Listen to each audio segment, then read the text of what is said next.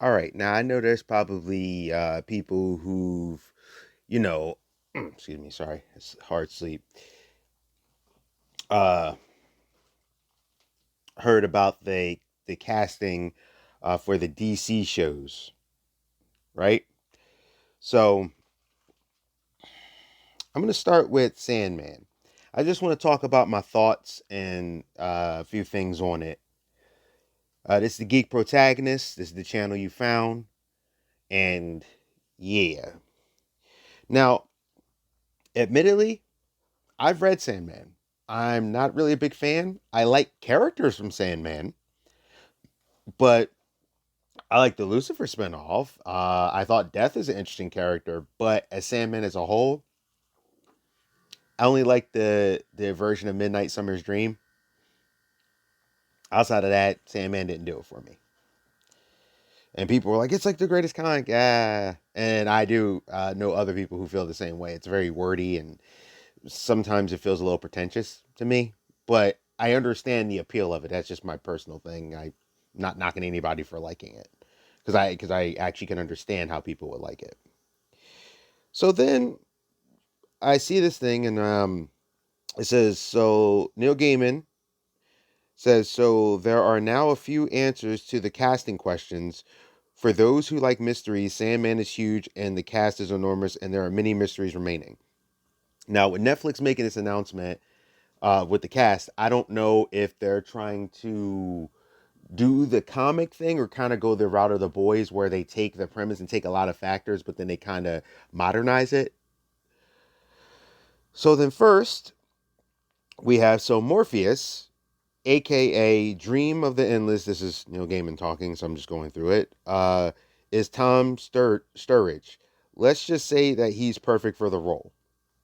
So Neil Gaiman like that. Tom Sturridge is Dream, Lord of Dreaming. Then Neil Gaiman says Asim Shadri is Abel in the Netflix Sandman. He's Asim C86 and he's hilarious and tragic. Um, yep. I'm using these because these are easier to go through than when I was trying to look. Neil Gaiman has Kane is the first murderer. He is Abel's brother, locked in a monstrous double act. He's going to be played in Sandman on Netflix by TV Genevieve. Genevieve Bascar is Kane the first predator. Now, when I look at the images so far, these people look like the images of the comic book. Maybe I'll put the images of the actor and that maybe probably. Then I start to question. Casting Lucifer was a delight. I'm so very glad that Love Gwendolyn is the ruler of hell on Sandman. Now, Gwendolyn Christie is Lucifer, ruler of hell. This is where I get confused. It's like they did the other Lucifer with, I think the dude's name was Tom or whatever, which is technically the spinoff of this series in the comics. And Lucifer is no longer blonde, he's a brunette. They made a joke about it, the whole thing, how they play it up. So now Gwendolyn, who is blonde, so they're like, oh, we can change the hair. They made Lucifer a woman. Now, is she playing an androgynous kind of person? Kind of similar to Tilda Swinton did in Constantine, where they were playing it where you couldn't really tell if it was a guy or a girl the way that they did it, and they didn't really establish it either.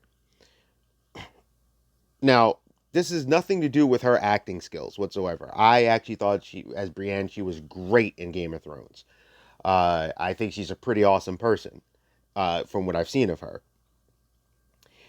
But this makes me question: what's the point? If you already have Lucifer on the thing, and maybe there's a rights issue or something. That does happen with Warner Brothers a lot. They don't have the same kind of cohesiveness all the time the way Marvel does, or as Marvel has now. So kind of think of it like an MCU to Fox, Marvel, X Men to Avengers situation. Maybe it's like that. Still raises the question: why is Lucifer a woman? What's the point? And if it's just a diversity thing, that's dumb. Do a project that has a female in it then. Now, like I said, it depends on how they do it. Is it androgynous? This is not even saying the show's going to be bad or anything like that. It's just one of those things that I raise up and I go, are you doing this because there's a purpose? So, just for example, Aquaman being played by Jason Momoa. You've not heard me complain about that. Not because I just love the movie, it's also because it made sense. Pacific Islanders are ocean type of people. It actually gave the character, the culture gave the character more background. And it made sense because of the time frame it is. Pacific Islanders do travel, like, things that are known as ocean people. And he's half Atlantean, half Pacific Islander or Samoan. It actually made sense. And the way that Aquaman was going in the comics, they were kind of leaning towards certain things too. But ocean faring kind of people, it would make sense that they would click. But there was a little bit of an explanation there, so I could wrap my head around that. So I just want to know why. Like, is there a reason? Did Lucifer decide to become a woman, and you're deciding to make Lucifer Loki? And if anyone's questioning, I ain't even just talking about the comic book. If you've never read Norse mythology, Odin has a horse. It's a six-legged horse named Sleipnir. See how that horse came into existence. Then you'll understand what I mean by, is this like a Loki thing? Because Loki does a lot of shape shifting and things of that nature. Hold up, I'm trying to get this. Okay, so just weird. I'm curious on where they're taking this or how they're going to do it. And like I said, I don't think she's going to do a bad job. I'm just curious because it makes me go, huh? Why would you cast Lucifer as a woman? Unless you're making Lucifer androgynous, or are you saying that Lucifer is a woman because off the source material, Lucifer is not a woman? Then in Sandman, Roderick Burgess is more than just a charlatan and a magician. He is also blackmails people. Oh, he also blackmails people, and he captures the Lord of Dreams while trying to do something else. He's Charles Dance. Now, Charles Dance is Roderick Burgess, charlatan and magician. Yes, he looks like him actually. Also, too, Charles Dance is amazing. Don't care what Eddie Murphy says or anyone says. Golden Child is an amazing movie, and he was awesome in it. Sodom Noopsie. But he fits the role that I'm seeing him in. Then he goes, this is a photo of Boyd Holbrook. It is not a photo of the character in Sandman that he will be playing the Corinthian. For those who are wondering how I can tell, it's something about his eyes. Boyd Holbrook is the Corinthian in Escape Nightmare. That guy, if you don't know who he is, like I said, I'll post the pictures. But also, too, he's the guy that was in Logan, the one with the robot hand. I was like, no, no, no. The leader of the, I think they're the Reavers. I don't know why their name just escaped me, but the leader of that group, the military guys, the main bad guys. I don't know why the name escaped me. I think it's the Reavers. And then one of my favorite changes from the Sandman comic, this is also a deal, our Lucian has become a Lucian. Or, and Viveka Chapong brings the wise librarian of dreams to pointy-eared life. Now, this one doesn't raise the question as much. And like I said, I'll put the picture up. Because, and yes, I know people are like, well, Neil Gaiman's fine with it, so why aren't you? Well, I can still question it at least. But they actually changed the character. So it's not Lucien, the guy who has a certain look of Lucien. It is a Lucien, Luciennne. So it's the female phonetic. I made her black, or the character black, but I at least can kind of get it because they're like, okay, we wanted to do something. So it's the core of the character, but we changed the character. So this character does not exist in the comic in this form. Like, they actually made a change.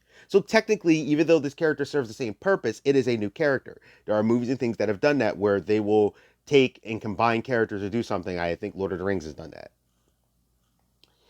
So that one doesn't question as much. I'm like, okay, you guys want to do this story, you want to do a little diversity, I guess. This is what like the big thing has been for the last few years. So you did it this way. You took the character and you didn't make the same character. You made a new character with a similar function, but it's not the same character. But they have the same role, the same function, so you can kind of play with it a little bit. That's the reason why I have an issue. One of the reasons why I have an issue with the new Tinkerbell, for the new live action Peter Pan, and the new Ariel, because they're not taking the story, they're also taking the character and race swapping. So, yes, this particular one is a racial swap and a gender swap, but they went about it further at least. They didn't just say, this is a guy, who cares? They went like, well, all right, this is a character, we need to serve that purpose, but we want to do this. So I'm not saying like I'm all down for it. I actually prefer them to, if you want to use a black character, then go use one of the many black characters that exist in comics that are basically underutilized. But I'm not as opposed to this because I can at least see the reasoning that, yeah, they may have wanted to do the diversity, but they actually made changes to the character, yet keeping the function there. I can at least understand that. I can at least go, oh, okay. I can at least see where you put a little more effort and thought than we need a black person. Where's the redhead? Where's the redhead? We don't have a redhead in the cast. We don't have a redhead. Dang it. We always make redheads black. And if you question that, Wally West, Jimmy Olsen, the representative of Mary Jane, even though I'm okay with it because she's a different character with the core of Mary Jane, like in the Spider-Man, the new Spider-Man movies. But that still was Mary Jane because at one point everyone they were hinting that was Mary Jane, and I think they saw the reaction and said, "Well, why don't we just make her a new character?" But the spinning top girl from the Society, I can't remember her name right now, but she's a redhead. She's Irish. They're making her black. The girl from Hellboy. Like, it's always the redheads, when they're traditionally redheads, become black. I don't know what's up with the redhead erasure. Ariel, redhead, black. I don't understand it. It's dumb to me, but okay. Then he said there, a whole set of tweets written just before bed and set out to go when I'm fast asleep. I'm vaguely worried that I've mistimed them, but too late now. Here are the first 7 members of the Sandman cast to be announced officially. 7 down, hundreds to go. So Neil Gaiman is down with it. Let's see if it says anything. Gaiman also has offered his quick thoughts on Sandman actors, describing Tom Sturridge as perfect, as Morpheus. So I am a person who understands that you can't go 1-to-1 to 1-to-1 for telling a story. I get that. But I don't like when you gender swap, race swap, orientation swap, and there's no reason besides I just want diversity. Because when you're basing it, especially off of comic books, there's usually characters that represent those things. So instead of taking a character and making them that way, go use one of the characters to represent. Also, I always have a thing about that too, because I'm like, well, if you want, so let's just say I was gay, right? And I wanted to read about a gay character who is from the core gay. I would be more upset about Iceman and how Iceman got called out and didn't do it in his own time than North Star. So if you want to do a movie, let's just say, why make Iceman gay when you have a gay mutant right there? Or you could use a Nole. Like, that's where one of my problems comes in. I'm like, you have these characters, use them. You want a black character in the movie? Change it up a little bit. When they made Hawkman black and there's people like, yeah, yeah, yeah. I'm like, or you could have just used the second Johnny Thunder, Hakeem. This is what I mean. They have black characters. Utilize the black characters. Now, we're going to go to the next one. So, all right, I haven't. I watched all of season one of Titans, and now that all season two is done for a little bit, I'm actually gonna sit through and pile through it. I have become a binge watcher. I prefer it. I don't like waiting unless it's very specific shows. It actually annoys me. I prefer to stop where I want to stop because I want to consume the story as if I'm watching a movie. But I have started watching a little bit of Titans, and there is something, even though I enjoy the show, mind you, there is something that is starting to bother me.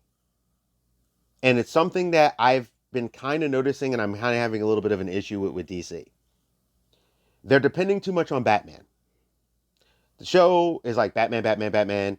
Now, season three, they're like, we got Barbara Gordon, uh, we're gonna have Red Hood, we're gonna have these other characters, and then we come to Tim Drake. So, Tim Drake casting announcement is from the Shadow of the Bat. A new hero arrives, joins season three, which I'm assuming the way I'm hearing about Red Hood and stuff that they're probably gonna do a time skip. Please welcome Jay Lycurgo. I hope I said that name right, or Jay Lycurgo. Maybe it's Jay Lycurgo as Tim Drake. Now, I don't know about his acting credits. It's the same as Jason Todd. But if you watch the Batman trailer, when Batman beats the holy mess out of that dude and he's just pounding them, and you see the all the gangs like look, and there's a black kid who's starting to cry, that's him. I'll put a picture up too. Now, Tim Drake, coming from a street background for Titans, actually recalls Jason Todd's pre-Robin origin from DC Comics, but they're doing this thing. I think if I remember correctly, they're doing this thing where he never loses hope, and that's why Batman picks him. Now, I do hope they go with the detective and they really focus on him being a detective. But it says background for Titans, blah, blah, blah. But having a brilliant mind and an eye for detective work certainly sounds like the Tim that many comic fans may know and love, because I think they did say they're leaning towards that. Still, the casting of Jay Lycurgo, or Lycurgo as Tim comes as a bit of a surprise, considering he's the third Robin in 3 seasons. So that is something I noticed too. Also, too, I feel like from what I'm getting, they're kind of glazing over the other character storylines. Like, I know that the Deathstroke thing, they seem to focus very, very much on Nightwing or Robin, Dick Grayson. And I'm like, well, the Trigon story should be a big thing. That shouldn't be glazed over. That could be a season in itself. The other stories, like when they're doing these stories, I'm it seems like I said, I like the show overall, but it seems like they're rushing. Maybe I'll like review the seasons. If you want me to, let me know. But yeah, like it seems like they're doing that. Like it's like, well, this character's cool, but Batman. But this character's cool, but Batman. Well, what about Guard Logan and his history? Well, Batman, no. Nightwing is Batman, no. There's Batman. Batman, like DC, you have thousands of other characters. Start bringing those characters up. Promote them, push them, use them. Don't get me wrong. I think Batman's cool. I think all the Bat characters are cool. One of my favorite characters, Red Hood. I like Nightwing. I like Tim Drake. So I like a lot of Batman characters. But utilize your other characters. Marvel kind of does it a little better, in my opinion. Like DC, it's always Superman, Batman, Wonder Woman. I get it, they're your staples, and it's always Joker. Like I get it, they and Harley, and I get it, they're your staples. But like even the villains, the main villains people talk about, and the hero is Batman villains. Like people go, "Oh, he is the greatest thing ever." No, Superman has a lot of rogue gallery too. Like you need to promote that. You need to start pushing that. But I digress. Let's get back on track. Now, says Tim, arguably is arguably the Robin who is most often overlooked when it comes to DC adaptations in most recent years, which is actually very true, which is weird because he was the first Robin to have his own comic book because of how popular he was. But that is a good point, Cinema Blend. I'm on Cinema Blend. His fans have a lot of reason to be excited. That said, the addition of Tim Drake raises the question even more heavy of how heavy Titans season 3 is going to go on Bat stories compared to Titan stories. Yeah, it seems like they're really leaning into Batman stuff. Um, Unfortunately, it may be a while before we see Jay Lurico in action as Tim Drake or learn how Batman has already landed himself a third Robin. HBO Max hasn't released a premiere date as of yet. Now, I have a little bit of an issue with this, of course. Jay Lurico is black. Funny enough, though, I've seen pictures where he does kind of look like Tim Drake in certain types of art adaptations. So I can't actually deny that, which is weird.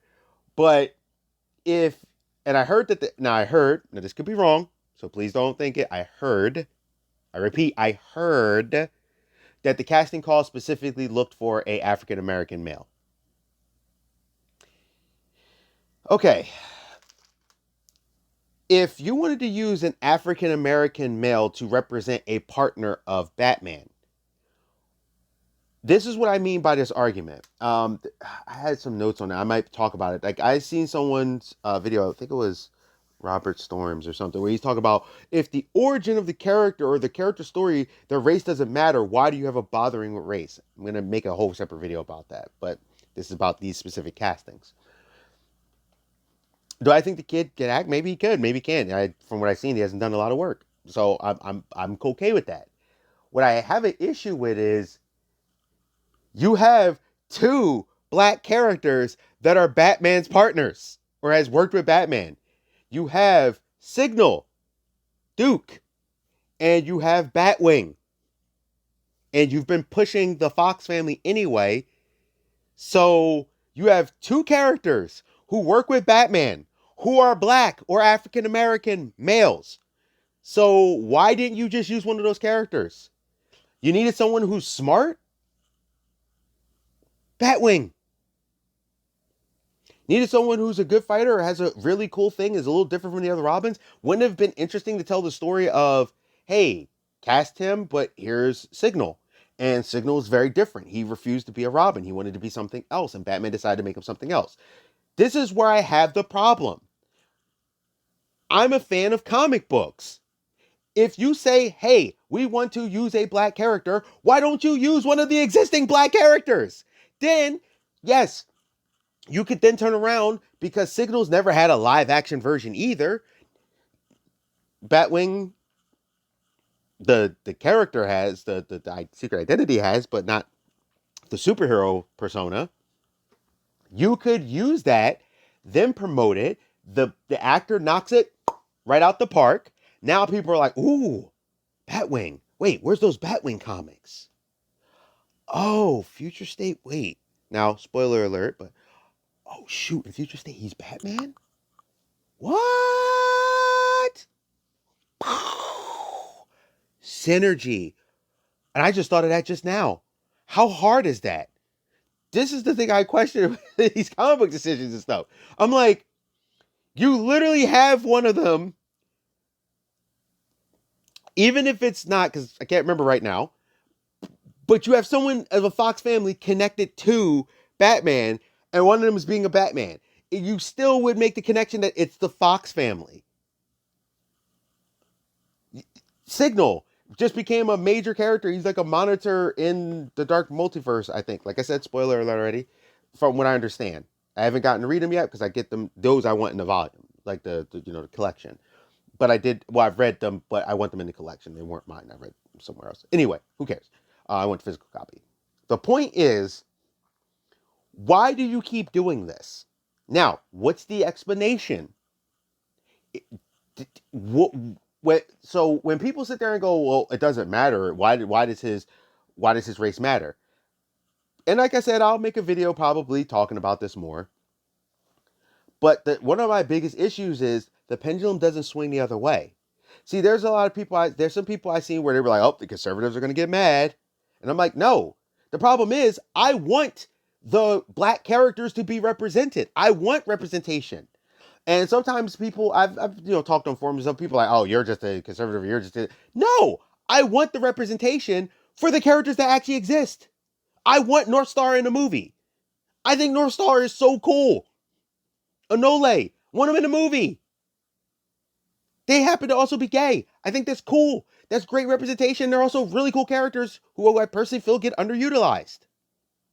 And you can easily push them. You just need to promote them right. So that's my problem. You have two characters that are Batman's partners who you could have casted as black, and they would have been completely accurate.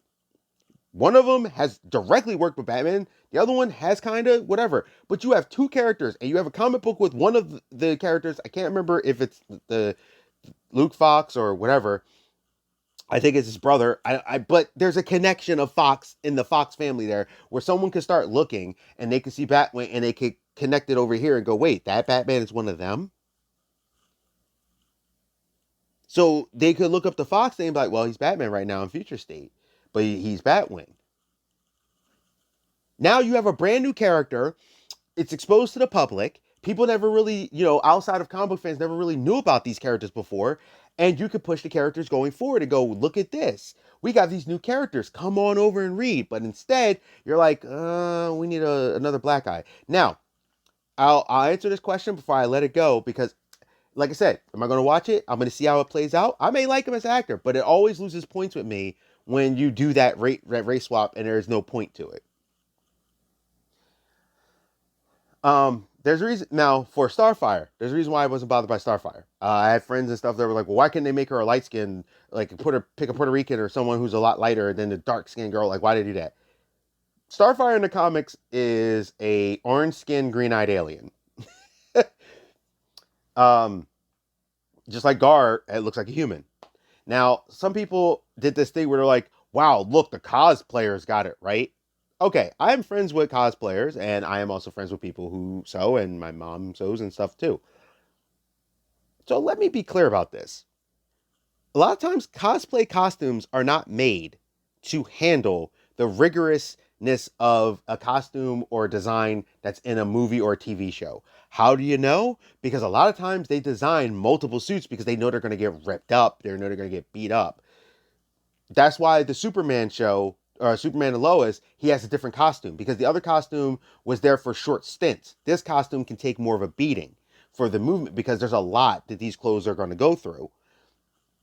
And also, budget reasons, even though people are like, well, they should put more. No, budget reasons. I understand why they don't have him walking around green skin. Now, you could just paint him all the time, but that takes a lot of time. Maybe they were limited on time. Also, making him turn green when something happens, they're kind of making it so he could walk around and still look kind of normal. That's what I think they're pushing for. Same with Starfire. If she walked around with the storyline they were going to give her, it would look weird because she's some orange skinned alien. But when she powers up, she looks like the traditional Starfire. So they use that to do for budgetary reasons. I think that's what I could tell. It was a budgetary reason thing because they used a lot of CG action sequences, a lot of actors, a lot of stuff.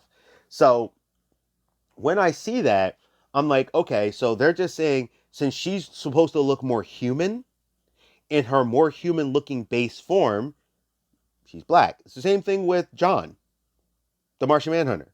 I've seen stuff where he's black. I've seen stuff where he's white. Um, at core, more in the last several years, it's been black. Well, he's a shape shifting green alien. That's at his core. Maybe on Tamaran, they look a certain way, but when they go to a planet or something, maybe they start to take the image of that planet or whatever. It didn't bother me as much. Like some people's like, they should have made her look this way. I'm like, she's an orange skinned alien. So if they wanted to use a human, let's say they took the same actress and put her in that makeup, orange skin and green eye contacts. I would it have made a difference? She's the same person. Her storyline, now that's where I wanted to point out. An experience on Earth, and they did kind of play with it a little bit. Experience of a black person is different than a Caucasian person. I'm sorry, I know some people are like, no, it's not. Go to Mississippi. Take a, take me and take my white close friend, and we go to Mississippi. Are we going to get treated the same? No. So when people go, oh, the race doesn't matter, like I said, I think I'm gonna make a video about it, but yes, it does. Because the race of a character does, however, affect their environment. Sorry, I've had women clutch their purses from me before, and I wasn't even looking at them. I don't know Caucasian people who deal with that. As a matter of fact, I had a strategy for it, and I've been followed in stores. So any black person or any person watching this and someone does the clinch, I actually used to do this when after a while because I got so tired of it for sometimes when I walked around New York and stuff that when I would see them clinch, I would clinch like, oh my God. And they would look at me like, what? And I'm like, oh, and I would grab in my wallet. Same thing when I used to get followed in the store. They would say, you need help, you need help. And they would follow me in the store. I started following them. And then they would be like, do you need help? No. And I would just start following them. And eventually, in the store, especially, they would ask me why. Like, what's going on? Why you keep following me? I'm like, because you followed me. How does it feel? Does it make you feel uncomfortable? So that's really it. Those are my thoughts. This is Geek Protagonist. You stay safe, you stay healthy, you stay real. Tell me what you think. I don't hate the casting and stuff. It's just it does annoy me because I'm questioning it. Where like Starfire, her human base form could have been white or anything, but she's an alien, and I kind of understood that. Like there, when I can understand the reasoning, that's where my problem is. So why did you make Tim Drake black when you have two partners of Batman who are black, and you could have used one of them who is a brand new IP kind of character in the last 10 years and really promoted them? At least with Lucian, they changed the character up kind of like Stormfront, but there was I could see there was some reasoning behind it. I could get the idea, but Lucifer, why'd you make a female? That's not a Lucifer thing that I know of. So that's it. You stay safe, you stay healthy, you stay real, and I'll see you.